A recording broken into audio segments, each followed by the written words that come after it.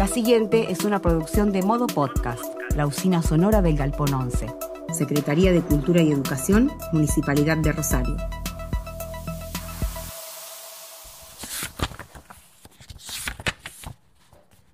Con el compás pinchando en el centro de la manzana 24 hay que trazar un círculo, con un radio de unas 4 cuadras para cada punto cardinal. Las tangentes de esa circunferencia son las calles Mitre, San Lorenzo y Balcarce, y se trunca hacia el río con la diagonal que forman las avenidas Wheelwright y del Huerto. La opción por el nombre Don Bosco tiene sus motivos en haberlo confirmado en el viejo cartel de una panadería por calle Brown y, por supuesto, en la plazoleta con el busto del santo en la punta oeste, sobre calle Roca, de la cuadra donde están las oficinas municipales.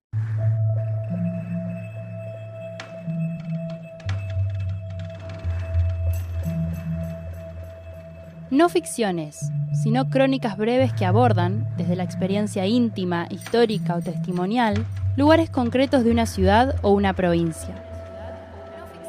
Un itinerario propio, marcado por la libre observación de los narradores y las narradoras, el dictado de su memoria o sus líneas de investigación. Biogeografías. Relatos sonoros en torno a las crónicas de la colección Naranja de la Editorial Municipal de Rosario.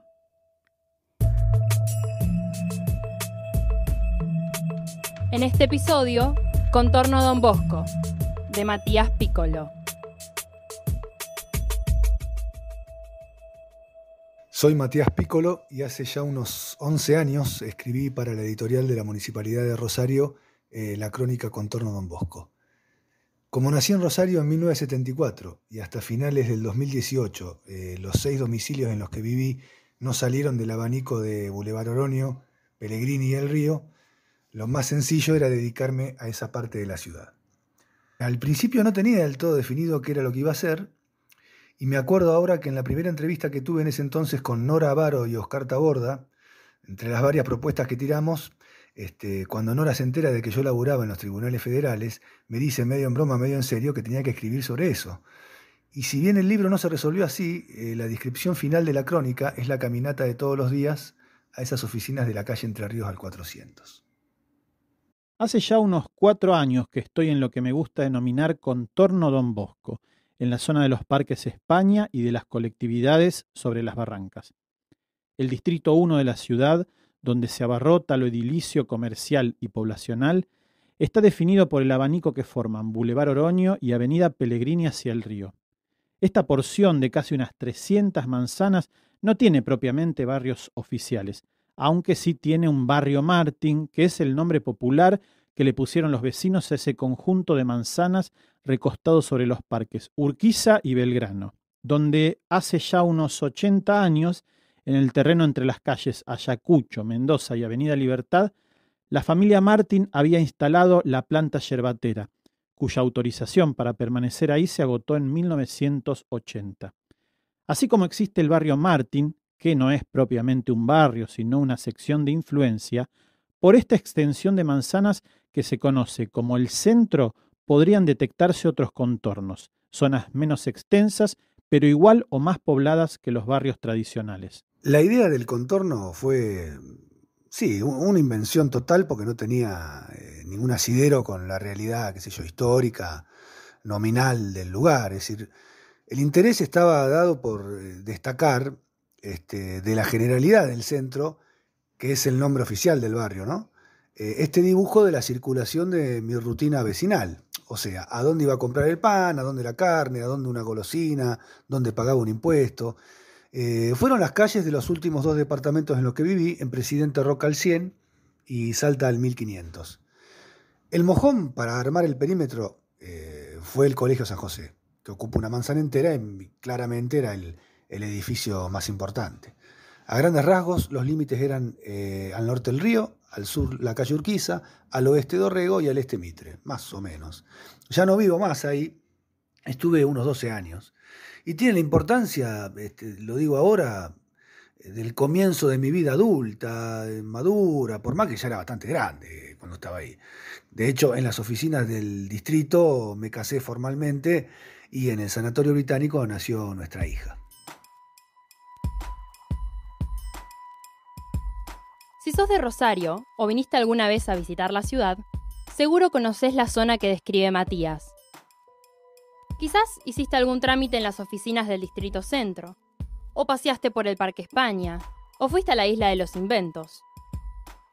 El contorno Don Bosco vendría a ser una zona del centro de la ciudad. Podríamos decir que lo que más lo caracteriza es su cercanía con la franja del río, tener el Paraná y los espacios verdes de telón de fondo. Lo que sea que necesites está al alcance de la mano.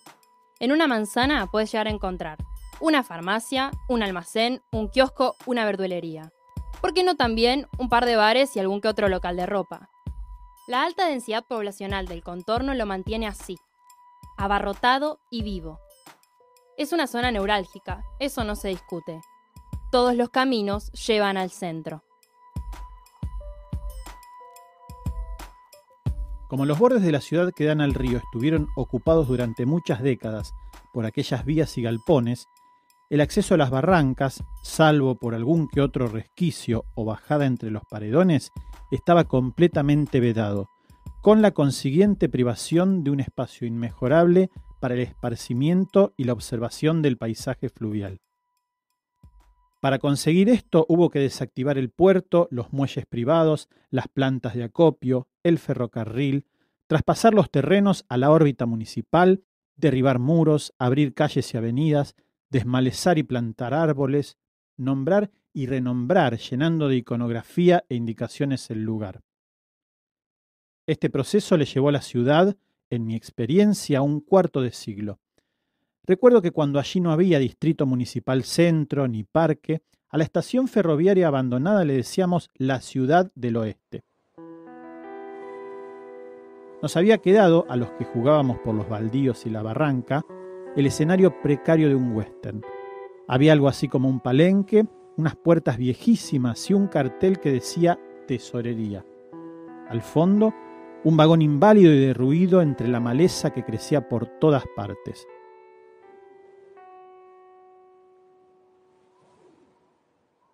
Rescatado de aquella dejadez que permitía la aventura en los juegos de la infancia, hoy el espacio recolonizado ofrece para los chicos la Isla de los Inventos y el arenero con su juego de caños.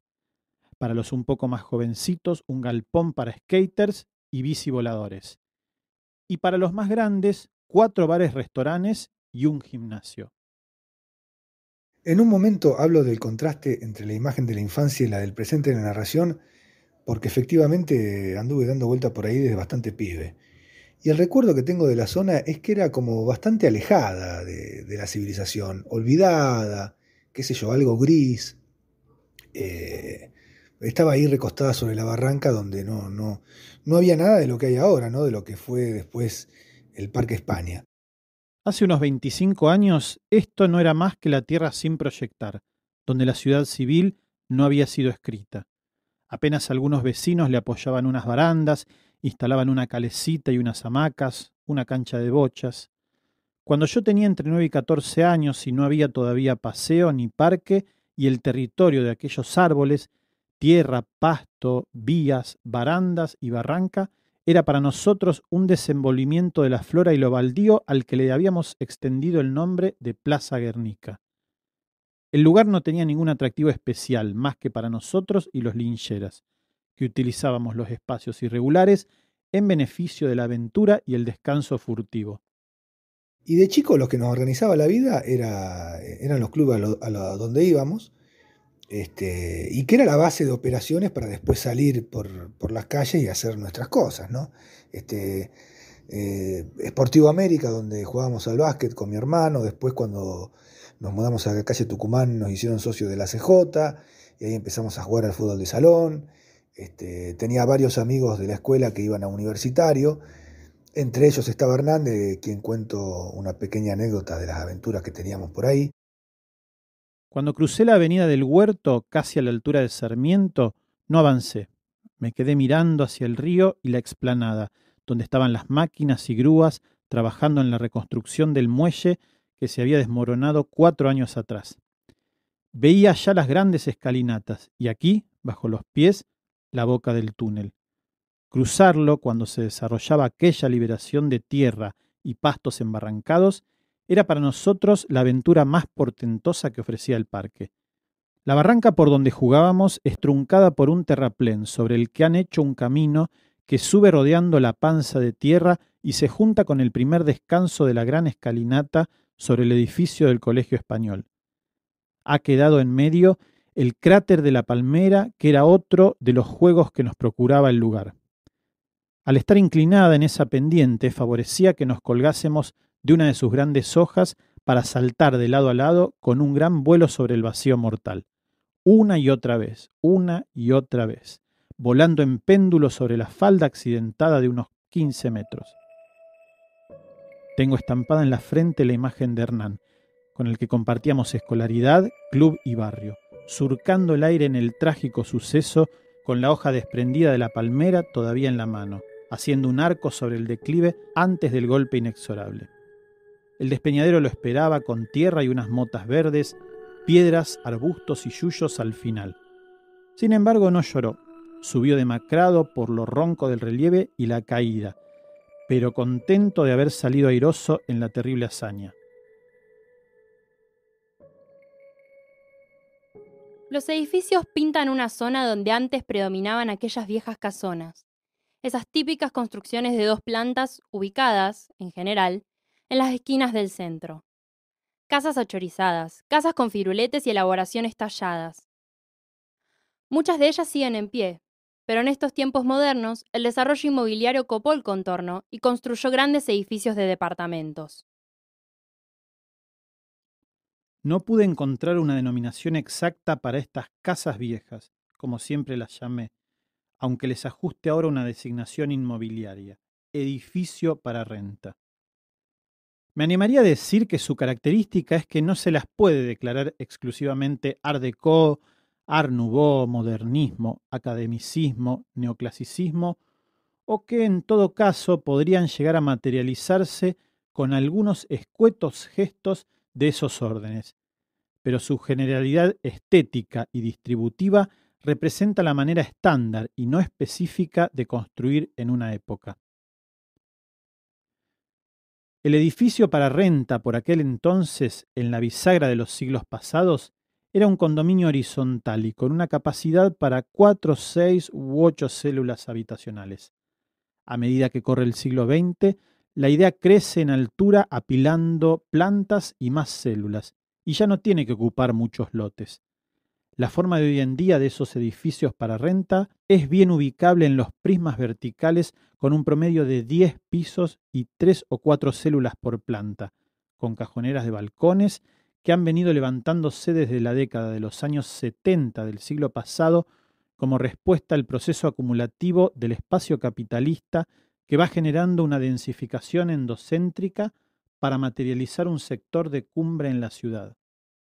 Esas casas viejas todavía conservan, en el recuerdo de Matías, algo del misterio de las aventuras de su infancia. En algún punto todas esas casas se comunican, pero evidentemente no allá en el espacio urbano real, sino aquí, en el vano de un recuerdo.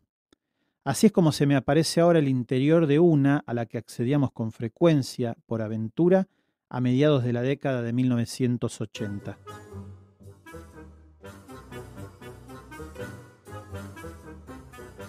Cuando tenía 11 o 12 años, mi actividad predilecta era, con los amigos de la ACJ, irrumpir en las casas abandonadas. Nos metíamos en esta casona que sigue todavía en pie en la esquina sudoeste de la Manzana 51, conformada por el cruce de las calles Entre Ríos y Tucumán, en un lote de 47 por 53 metros. No sé cómo se nos ocurrió que para acceder al lugar había que entrar por otro lado de la manzana, pero una vez que lo descubrimos, repetimos la operación muchas veces. Lo hacíamos por el edificio Betatorre, que está por Mitre frente al pasaje Zavala y en diagonal a la Plaza de la Cooperación. No conocíamos a nadie allí que nos abriera, pero como en aquel tiempo todavía la mayoría de los edificios con portero eléctrico te abrían con la chicharra, no era tan complejo acceder. Subiendo hasta el garage, que tenía una zona al aire libre, trepábamos después el muro de medianera y ya estábamos en otra terraza, luego en el centro de manzana. La parte complicada venía después, cuando teníamos que cruzar sí o sí el chaperío a 2 aguas del estacionamiento de calle Tucumán. Desde abajo nos insultaban y amenazaban, y era esta la parte más comprometida del lance. Una vez adentro, el lugar era laberíntico y algo atemorizante.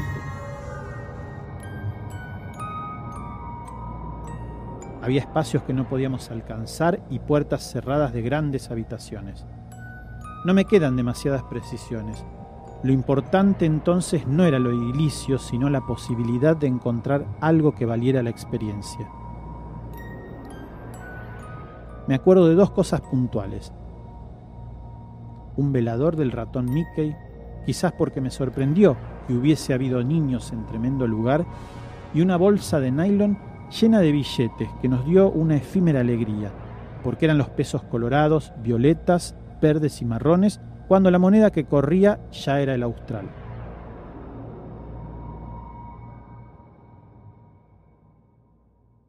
Hoy, la imagen del contorno Don Bosco claramente dista mucho de la que ofrecen las anécdotas de Matías. El paisaje se ha ido transformando con el paso del tiempo. El dinamismo propio de una ciudad barrió con aquellos escenarios aventurescos de su niñez y adolescencia. La urbanización desmesurada, sin planificación cartográfica ni consideraciones ambientales, impacta en el paisaje natural de una ciudad que pretendía una mirada despejada al río. El acentuado desorden y carencia de una imagen urbana armónica es precisamente lo distintivo, no de Don Bosco, sino de la ciudad en general que se come al contorno, y que a pesar de moverse por la fuerza y la intención humanas, simula un comportamiento natural y autónomo, como de organismo vivo pero con poco grado de conciencia.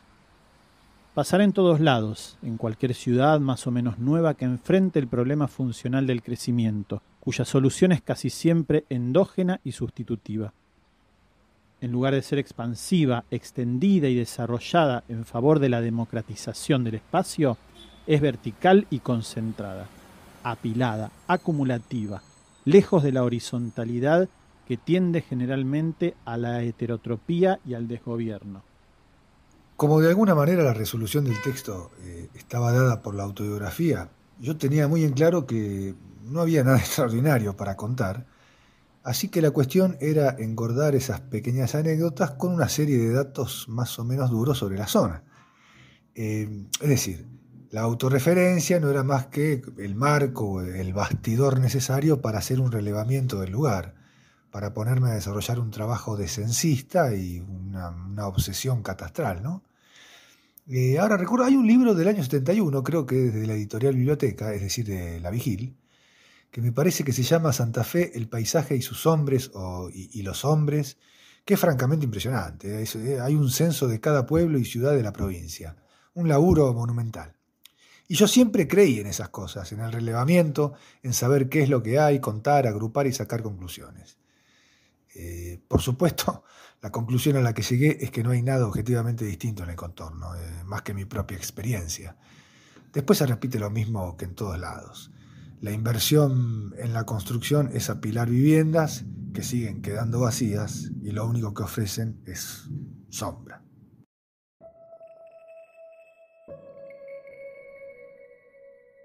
De alguna manera es la gente que se repite, los vecinos, los que viven y los que solo trabajan en el contorno, quienes terminan por darme un factor de reconocimiento y una fisonomía de pertenencia. Esto se me cristaliza todas las mañanas cuando emprendo el camino hacia el trabajo. Me doy cuenta de que la ciudad a esta hora, aunque ya no la ciudad, sino el vecindario o contorno, se rige por el reloj vecinal, que mueve un mismo y exacto contingente todas las veces. Los porteros, el que pasea el cocker blanco y negro antes de ir a trabajar, el diariero repartiendo, los empleados del súper esperando que llegue el que les abre, los que están en las paradas de los colectivos y charlan, hilvanando una fugaz amistad de espera matinal, el perro blanco y de cabeza marrón, grandote, dormitando en las esquinas. Llego ahora a la esquina de Tucumán y Entre Ríos, donde como en tantos edificios hay un negocio en planta baja, y en este una panadería. doblo y camino un poco, y antes de cruzar y meterme de lleno en la jornada laboral, saludo al portero que está manguereando la vereda del garage del mismo PH que sigue un tanto por Entre Ríos. Es la única persona que saludo en el trayecto y con el cual no tengo más relación que ese «¿Cómo le va, señor?», que nos largamos casi al unísono y que me nutre de vigor y cordialidad.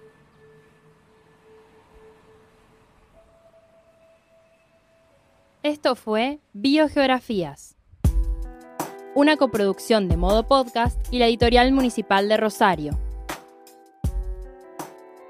Las voces que escuchaste en este episodio son las de Guadalupe Carmona, Daniel Feliu y Matías Piccolo. Gracias por escuchar.